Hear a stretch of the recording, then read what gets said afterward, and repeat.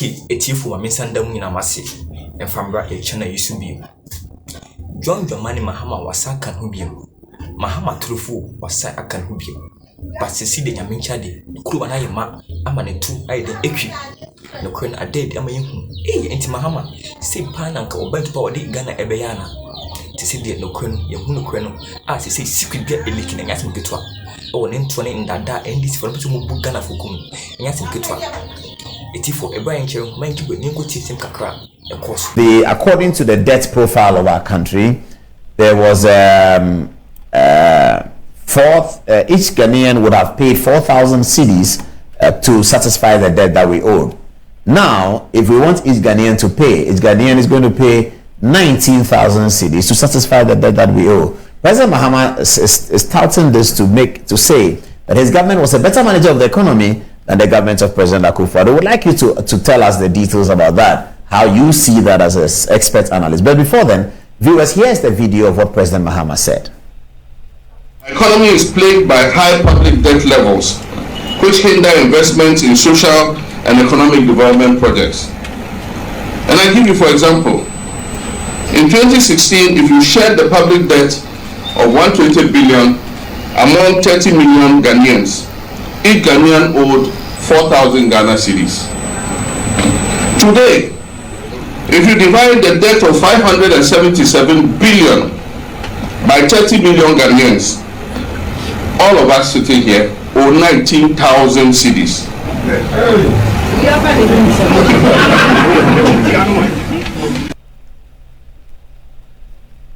What do you have to say about this? Let me thank you once again, and then let me open a new page. I have to write. Let me open a new page. Okay, please go on. Yeah, it's a very good evening to our cherished viewers, and also to my hometown them. Greetings to everybody watching me. Yeah, so I want to start with an example from them. Back at the days at the small village, somewhere around 1980s, my cousin, and he's very popular. He's called Mosi. He built a house at the cost of 10,000 in your village in the 1980s. 1980s, 10,000. That was the most beautiful building you could see at the time. So those days are for those who wrote middle school living certificate examination. After the exams, you definitely must go and stand in the middle of the house to take a picture. So nice, 4-bedroom house, very nice, 10,000. That was old Ghana cedis. Today, that is what 1 cedi. 1,000. 1 cedi, because you have to cancel 4 zeros. 10,000 is 1 cedi. 10,000 old Ghana cedis is 1 cedi today. Yeah, that's that's it, because you knock out 4 zeros. 4 zeros, okay. So what President Mahama... 10 cedis is what? 10,000. 10 cedis old 10 cedis. Old 10 cedis.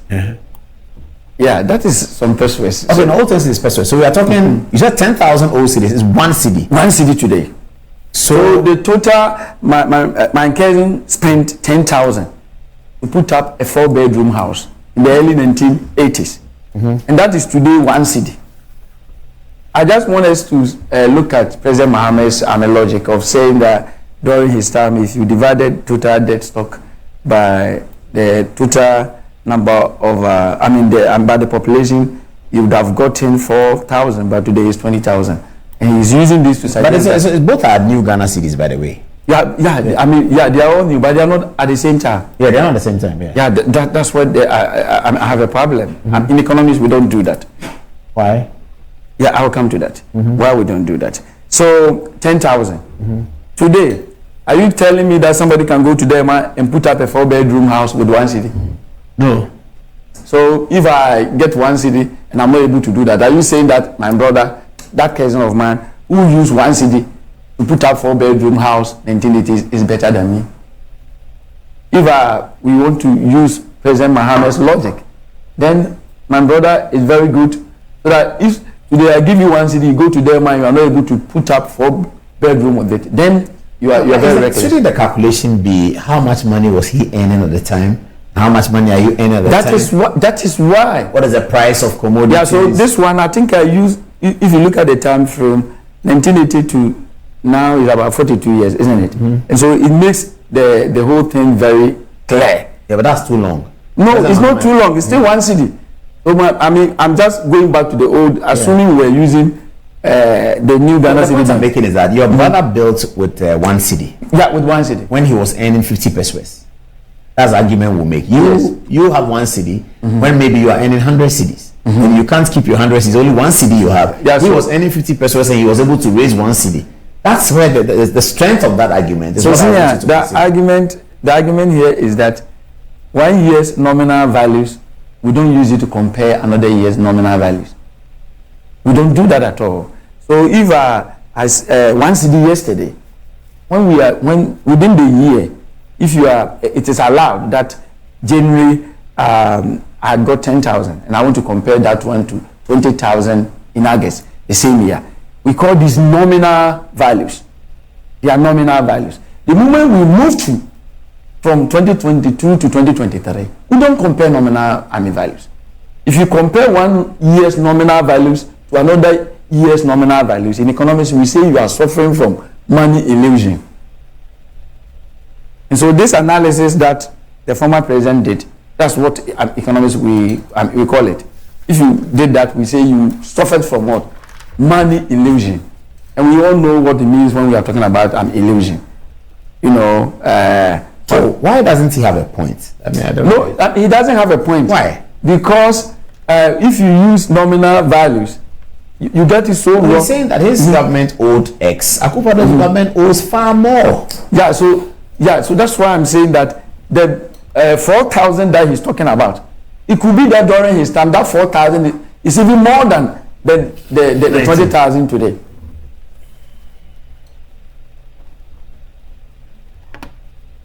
In economics, it's not about the nominal value, it's about the real value.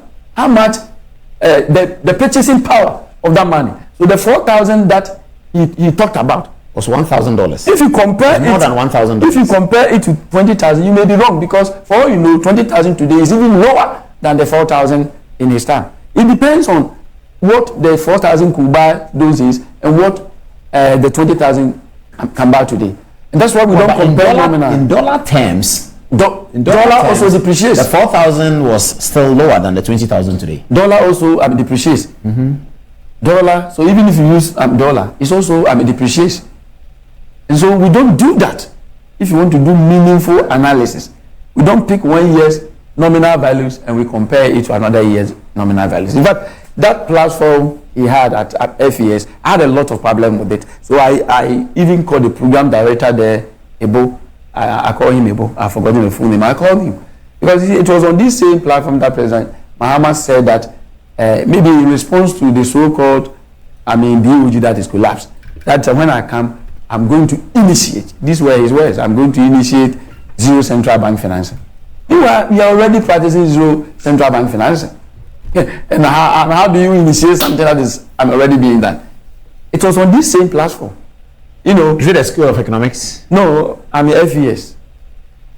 Financial something? Is it German? You know, we have Germany. They have two political groups. Institutions that have been helping. Yeah, Freddie Norman. Yeah, so the one at the Dankwa. Yes. Yeah, that's where he went. It was on their platform. They are left wing. Yeah, they are left wing. So it was there that I know. You know, and it's very unfortunate, seriously, because on that same platform, he said, "I'm going to initiate zero central bank finance." Well, we are already doing it. Let's get to the borrowing. So who is in more debt? Who has given Ghana a better debt profile? So now, let me say that if you go to an IMF, World Bank, and all those things, they are not interested in the nominal figures. They are not interested. They are interested in what we call debt to GDP ratio, and I will quickly come to that. But before then, let me run viewers through the debt situation. And these are figures from Ministry of Finance. It's available. Everybody can see it. President Adekum Kufo, and I'm using dollar. If you use dollar, you see that we haven't added so much that when President Adekum Kufo came to power, the total debt stock of Ghana was $7.1 billion. That was what he came to meet. At the time he was going, after 8 years, 2008, our total debt was about $8 billion. He met 21 billion. He met 7.1. 7.1 and billion. added about 900. Yeah, okay. And added about 900. So he added about 900. But 900 million. yeah. So he didn't even add more than $1 billion. But in reality, that is not what happened. When he came, when we went HEPIC, they canceled off about 6.4 billion of our debt. You know, and so he also benefited from that. Yeah, he also started borrowing, and it accumulated to the 8 billion that he left us. So we always say that he came to meet $7.1 billion, and he left around 8.07 billion. That was what he left. So he didn't add much. And the interest payment wasn't a problem. Then in the 8 years that President Mahama came, they are 8 years. At the time, they were hesitant, or President Mahama was hesitant. So they started from 8 billion. Yeah, they started from 8 billion, and they left $29.2 billion. That's how much they left for Nana Akufo-Addo. And so Nana Akufo-Addo inherited $29.2 billion US. And today, at the end of September this year, our total debt stock stands at 51 billion. 51 billion. So in 7 years, Nana Addo has added about 22 billion. In 8 years, President Mahama added about 20. They added about 21 billion in 8 years dollars. And so the last 7 years, Nana Addo has added more to the debt than President Mahama. He has added 22 billion. President Mahama Mills added 21 billion. You know. Yes, correct. Yeah. So yeah, that is it. And when you see these figures, immediately you say that why did Nana Addo do that? Two things. Number one is that when Nana Addo came, all these $29.2 billion every year we've been paying what we call interest payments. We have been making huge interest payments. And it may interest viewers to know that during President Mahama time, they went to the bond market. The cheapest coupon rate that they could, arrange to get for Ghana was over 10%. Ken Oforiatta, that people say he is not good, his highest is just a little over 8%. When he goes to the market, he negotiates well. Today, the over 10% coupon raise, 11%, that's what we are struggling to pay. Much of what we are paying today is not what Nana Addo has taken. More of what we are struggling to pay today is what President Mahama left, the 29.2 billion. Because rates were high? They were higher, and they are, almost all of them, the maturity, of the bonds are due. So we are paying. Most of what Nana Addo took, most of them we haven't started paying. Because sometimes they give you about 5 years, depending on the terms. So most of what Nana Addo has taken, we haven't started paying the interest. But almost all, I think all that President Mahama took, they are all matured and we are paying. And so now Nana Addo needs more money, not only for local consumption, but also for what? For the interest payments.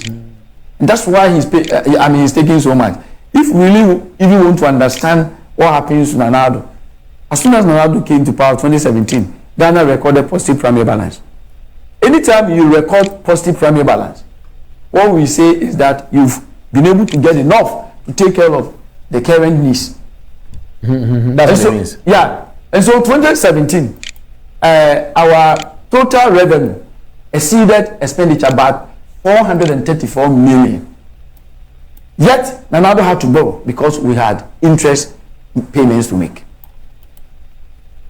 And so for the first time in 17 years, Ghana recorded positive primary balance. The first time in 15 years, Ghana recorded positive primary balance in 2017. It meant that 2017, we borrowed to service our debt, but we were able to, mobilize enough revenue to take care of our needs during the year. So 2017, we borrowed only to pay interest. 2018, we borrowed only to pay interest because 2018 as well, we recorded positive primary balance. 2019, we recorded another positive primary balance. 8 years before Nana Addo came, every year we were borrowing. Number one, to service the debt, and number one, to take care of our needs. So let me put it this way: essential consumption. We were borrowing to eat and borrowing also to pay debt. But the first 3 years of Nana Addo government, we were borrowing only to pay debt, because we were able to mobilize enough revenue to take care of what we had to eat. You know, and so it is clear that even though in 7 years Nana Addo has added 22 billion, and President Mahama in the whole of that 8 years also, they added 21 billion. But at that time, the interest payment, because they came to meet 8 billion, President Kufuor left $8 billion. In fact, I have seen certain figures going around that President Kufuor left 10 billion, President Mahama left 39. No, that is not it. What I'm putting out here the correct one. Yeah, good. And so that is the picture. Again, let me also say that anytime your economy becomes bigger, you need to spend more. When you were alone, how much were you spending? Maybe, you know, you were not spending as much as after you married, you started having children. So the moment your GDP becomes bigger, you need to spend more. And spending more goes with what? More. That is why, I mean, President Kufuor time, when President Kufuor came, the total GDP, Ghana, our GDP was $4.9 billion. Yeah, we know that, 4 billion. Then it went to 16 billion at the time. It went to 16, but 2008, it went to 28.7 billion. At the time he was exiting. In current prices, it was 28.7 billion dollars. Yes. And then 2016, our GDP went to 56. And so we have to understand why President Kufuor added only 1 billion and President Mahama added 21 billion. Because the GDP, a jump was significant. It has gone up to 56. When Nana Addo came, it has also moved up. In fact, by 2020, the GDP has gone up to 70 billion. And currently, as I speak with you, at the end of 2021, I don't have 2022 figures. At the end of 2021, our GDP has shot up to $79 billion. So now it has become bigger. And once it becomes bigger, definitely you need to spend more. You know, when I came to Accra around 2000, you know, how many double roads and dual carriages were we having here? Maybe I can talk about Circle to Odoko, that high road. You know, today we can talk about several of them. President Kufuor came, did Malam Johnson Tetekwase, and then he extended it to Kasua.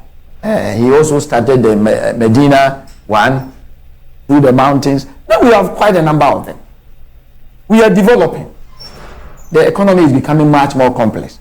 And indeed, I don't expect that when President Mahama comes back, because now our GDP is 79, in the next 8 years, if NDC should get opportunity to rule, they are going to earn over 50 billion. They will borrow more than 50 billion. They can borrow and sustain the economy with the 21 billion that they did when they were in power. You know, and so all these are nominal figures. And IMF says that we don't need the nominal figures, because today I'm here with my nephew who just completed his MBA. You know, if this guy goes to bank and they give him 10,000, and maybe they give him another 1 year to pay, it might be a problem to him. But if you give me 10,000, you haven't done anything to me. In fact, as I'm about stepping out, you give me 10,000, I don't think I will appreciate it so much, because you see, in the last few days, I have paid school fees, I have sent this money to my mother, I've sent this, I've done that, I spent so much. So 10,000 is a peanut. You know, but to him, it will be big. But maybe he doesn't spend on anybody apart from the girlfriend, if he even has one. I'm not too sure. Maybe he may have two. Sometimes they have two. You know, so that is a problem. But in my case, I have my siblings, you know, their children, my mother, and my wife's mother. I have so many people to, and so because of that, my bill is higher. That's why 10,000 means nothing to me. As the economy becomes bigger, that's what happens. And so in order not to get confused, and IMF says that we don't need to use nominal figures. Let us use what we call debt to GDP ratio. So at any point in time, we are not so interested in the nominal. Let us find out in total how much you have. And if we divide that one by GDP, multiply by 100. So where do you stand? And they say that if your debt to GDP ratio is 60%, you are in danger. So you have to be careful. That was where we were, and countries that were there, they describe them as epic countries, heavily indebted, poor countries, those with debt to GDP ratio over 60%. Indeed, if you come to West Africa here, WAMI, West African Monetary Institute, they say that they are magnanimous. They say that between 60 and 70 is a danger zone. But to them, anytime you are only in danger when you go beyond 70. So when the debt to GDP ratio goes beyond 70, we say your debt has become unsustainable. These are the terms that we use. If you, in the eyes of IMF, if it goes beyond 60, your debt has become unsustainable. Yeah. And where are we now? What does it mean? If your debt has gone beyond 70% and your debt is unsustainable, it means that interest payments becomes a problem to you as a country. Anytime you have to service your debt, you do so at the detriment of very essential services you can provide to your citizens. And we recently were there. But let us go back and look at where we have been with the debt to GDP ratio, so that we will, I don't know, they will see whether we have to still clap for President Mahama. Okay, so let's now time up, please. We are looking at the debt. Let's now consider the debt to GDP ratio. That's what is on the screen now. Yeah, but I wish we could go. Where are we getting this from? It was uttered by Honorable Sektepe. And so let's see this. Say 9th February 2016. Yeah. He uttered this. Okay. Sometimes when you talk about Bank of Ghana figures, people are insulting you. But this was uttered. And it is available online. Honorable Sektepe. So let's see the debt next GDP page. Ratio. President Kufuor came to meet debt to GDP ratio at 182%. 182. I'm recently. Are you serious? Yeah, that was where he. That was Our where debt to GDP. So the so-called 70% has surpassed the GDP itself. There's to be 182% of the GDP. Your total. So that was where. So the so-called 70% maximum that we don't need to cross. Yeah, we had gone beyond that. We were 82. 182. But these figures are in 2006 constant prices. Yeah. Yeah. All right. 182. Let's get the document back. Yes. 182. And as soon as President Kufuor came, he started declining because we went to HIPIC. He started forgiving us of our debt. But the year 2006, it had declined to 26%. 2006 debt to GDP ratio, and this was the lowest in over 30 years. Well, that was very impressive. Yeah, very low. Unfortunately, President Kufuor, during his last 2 years, started borrowing, and so it went up to 32. And NDC never forgave him for this. There was a guy, a young man, who was doing something, setting the records or whatever strange. Equity. Yeah, and would always say reckless expenditure. Just 2 years, debt to GDP ratio was 26. Today, it has gone to 32. Reckless expenditure. And so and so I was wondering why they never made reference to the fact that they left it at 182. They were much more interested in President Kufuor moving it from 26 to 32. But they didn't want to look at the one. Their record. No, their record. That one they don't care. Anytime you make reference to such figures, they will tell you we don't eat figures. That's what they will tell you. Now, when they came, because they had complained so much about President Kufuor's expenditure and borrowing, we all thought that they were going to keep us somewhere below 32 debt to GDP ratio. Before we could say that, about the year 2014, and this is something I wish President Mahama, somebody will go and tell him if he's not listening to me. And if he is listening to me, the year 2014, Ghana went back into debt crisis. Our debt 71%. 71, because the whole thing is 70. The danger is 70. Don't go beyond. I'm using the WAMI. So the 35% that NDC complained about of President Kufuor, they went 32, but they went to 40, and 48, and 56, and 71. And it wasn't a problem. So we were in danger again, 2014, and we were downgraded. One of these days, I'll come and explain our junk status. You hear them say that we are now in junk. We are now in junk status. We can't go for. Look, how can you go? It was this process that sent us almost where we were. Because at the time President Kufuor was hesitant, our economy was rated by Standard & Poor as B+ with stable outlook. So we were very high. When NDC came, we moved down 7 steps to B- negative outlook by April 2015. We were in danger. And that was the last level. The next downward grading would have taken us to the junk status. But they were lucky because April 2015 we went to an IMF. And by November 2015, things started improving, and then we were rated B- with stable outlook. So we move up, we change an outlook from B- negative to B- stable. When Kufuor came, we move up 3 steps from B- positive outlook to B- negative outlook to B stable. So you see the rating. Every grade has 3 outlooks, and I call them steps. Yeah, they are positive, negative, stable. So if President Kufuor led the economy for you, B+ stable, and by April 2015 we were B- negative. It meant that we had come down 7 steps. Yeah, but by the time they were handing over to President Kufuor, they had come back onto normal. No, we were not normal. You move us down 7 steps and you move up just once. So there was 6 deficit. We were B- negative outlook. Maybe one of these days I may have to take time to explain these things. But when Kufuor came to power, immediately we went up 3 steps to B stable outlook. And then during the crisis, we went down 5 steps.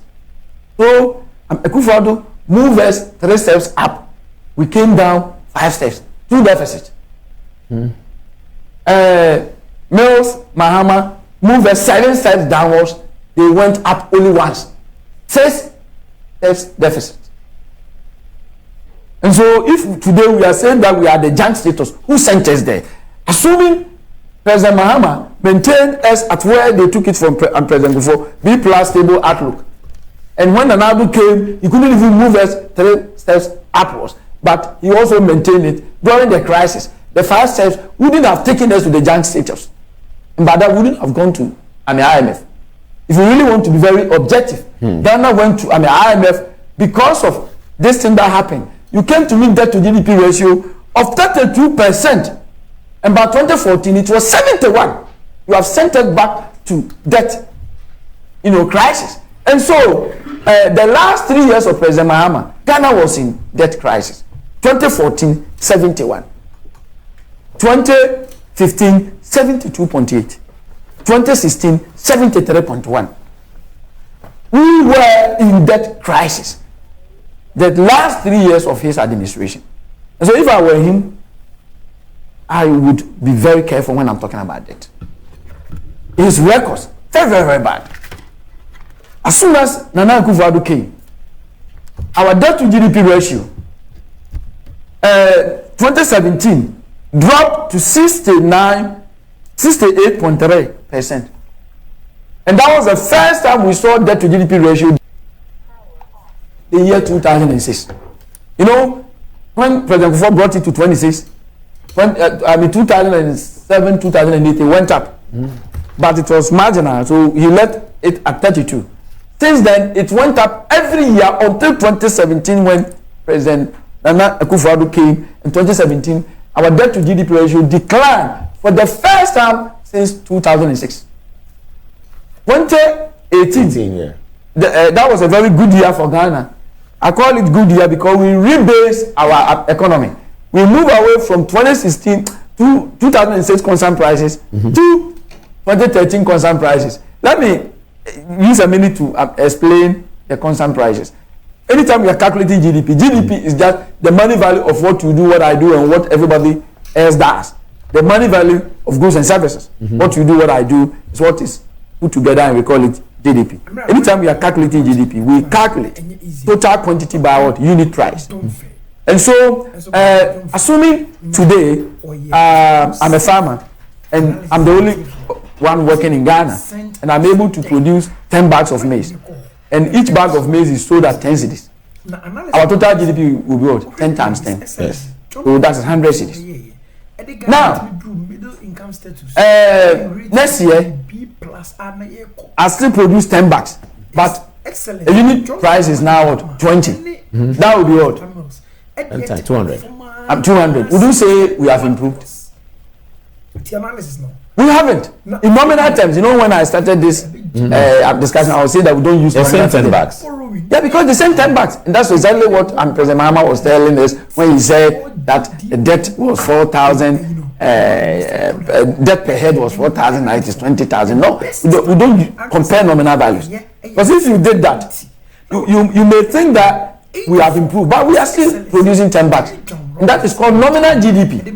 Okay, so the concern in nominal GDP, you multiply the quantity produced by the current prices. That's nominal GDP. And nominal GDP is misleading. So we don't use it. We use what? Real GDP. In order to use real GDP, you look for a base year. Maybe let's use our base year as 2020. A bag of rice would have been what? I mean, maize would have been 5 cedis in 2020. So if we are using in the example that I cited, if we are using 2020 constant prices, you multiply by 10, the GDP for 2023 will be what? 5 times 10, 50. 50, yeah. And next year it will still be what? 50, to tell you that the growth is 0, you are not growing. Okay? And so that is the real GDP. So when we are talking, we talk with real GDP, we don't talk with nominal GDP. Because if we have considered the nominal GDP, we would have thought that we were doing well with the GDP moving from 100 to 200.